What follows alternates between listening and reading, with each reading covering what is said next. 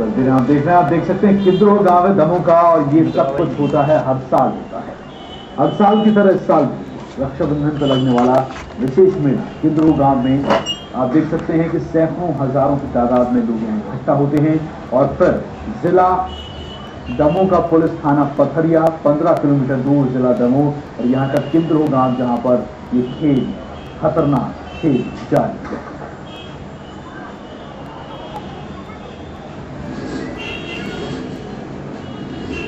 यहाँ पर मटके रखे जाते हैं, मटकों पर निशाना लगाया जाता है, लेकिन सवाल आखिर ये कि खतरनाक खेल है, गोली इस भीड़ में किसी को भी लग सकती है। कई बार ऐसे हादसे पहले हो चुके हैं, लेकिन इसके बावजूद ये खतरनाक परंपरा चल रही है।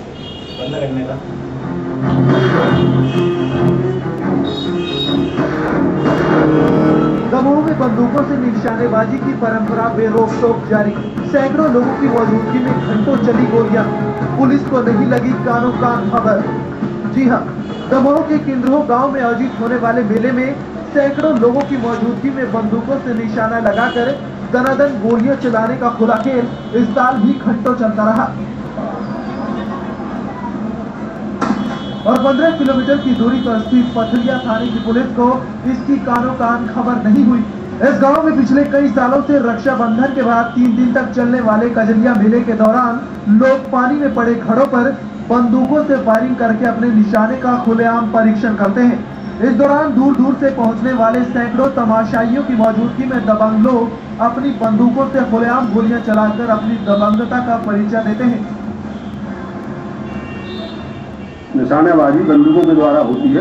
तालाब में घड़े डाल दिए जाते हैं और उनमें निशाना लगाते हैं। तो हमारे बुंदेलखंड के प्राचीन पुरुष आला और दल के समय से यह परंपरा गांव में प्रचलित है। गांव में सभी वर्ग के लोग इकट्ठे होते हैं और मेला भी भरता है और यहाँ पर निशानेबाजी भी। इस साल भी बंदूक से निशाना साधकर गोलियां दागने का खेल कई घंटों तक चलता रहा।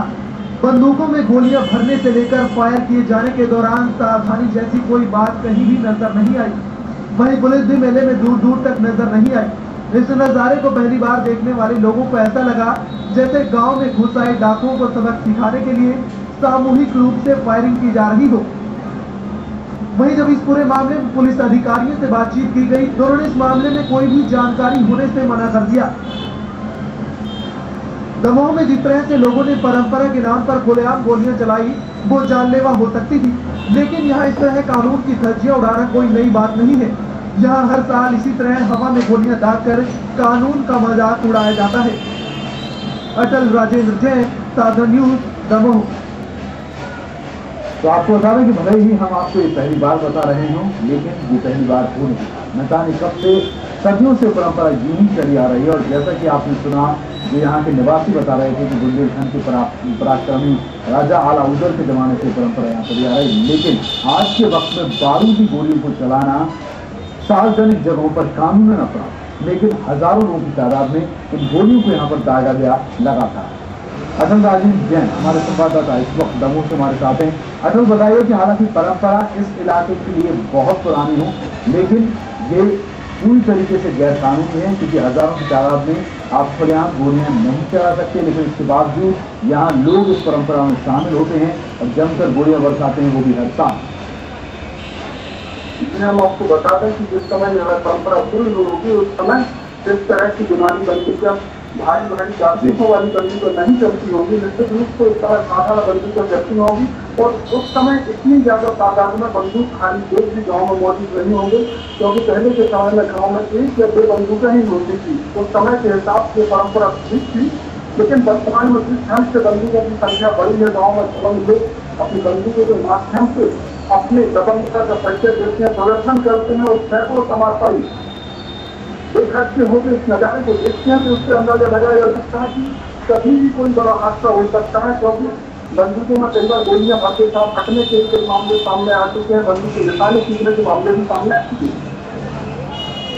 जी अच्छा, लेकिन सवाल आखिर ये है कि इस पर पुलिस अधिकारी कुछ कहते क्यों नहीं? आखिर इलाके के लोग इस परंपरा का कोई रूप भी बदल सकते हैं। ये हम आपको बता दें कि ये रक्षाबंधन के दूसरे दिन जो कजलियों का त्योहार होता है, तब से 3 दिन के लिए मेला शुरू होता है।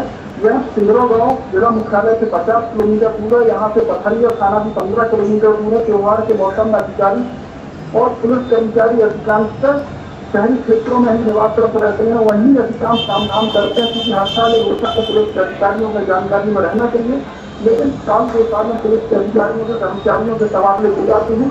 और इस मामले में जो खुफिया विभाग है LIB है, ये नए अधिकारियों को सफेद नहीं कर पाता है। इसी का नतीजा है कितना सब आयोजन यहाँ घंटों चलता रहा और पुलिस के अधिकारियों को कानों कान खबर ही नहीं लगी। जी अटल, लेकिन कोई पहला मामला नहीं कि खबर ना हो, इसके पहले सालों से परंपरा चली आ रही थी। ऐसा नहीं कि पुलिस अधिकारी जानते नहीं कि यहाँ पर होता क्या। जी हाँ, ठीक बोल रही, ये पहला मामला नहीं है, इससे पहले भी ऐसा होता रहा है। लेकिन मेरा कहना यह है कि जो अधिकारी यहाँ पदस्थ वर्तमान में पथरिया में जो CI है, दमोह में जो SP है, इनको बहुत ज्यादा समय यहाँ नहीं हुआ है। यहाँ विभाग के जो खुफिया विभाग के अधिकारी कर्मचारियों को पहले में तब्दील करना रखना चाहिए। कदमियों के दिन ऐसा आयोजन हो रहा है, इससे रोका जाना चाहिए। जी, लेकिन अटल ये बताइए कि जब ठीक है अगर अधिकारी बदल गए हैं, CI यहाँ पर बदले जा चुके हैं, लेकिन इस सब के पहले या फिर बाद में भी कोई कार्रवाई हो सकती है, कोई नोटिस जा सकता है इन लोगों पर कि आपने हजारों की तादाद में इकट्ठा होकर यहाँ पर कानून का मजाक उड़ाया है, उल्लंघन किया है। हम आपको बता दें, इस मामले में जब एडिशनल SP M.K. श्रीवास्तव से शासन से बात की तो उनका कहना था कि मीडिया के जरिए उन्हें की जानकारी लग रही है। इधर जब CI पथरिया CI से चर्चा की तो उनका कहना था ऐसा कुछ नहीं हुआ, क्योंकि उनके लिए हमारे जो विजुअल थे वो नहीं दिखाए गए थे, इसलिए वो बड़ी आंख नीच के बोल रहा कि ऐसा कुछ नहीं हुआ। बारिश हो गई थी तो इस कारण से कुछ नहीं हुआ।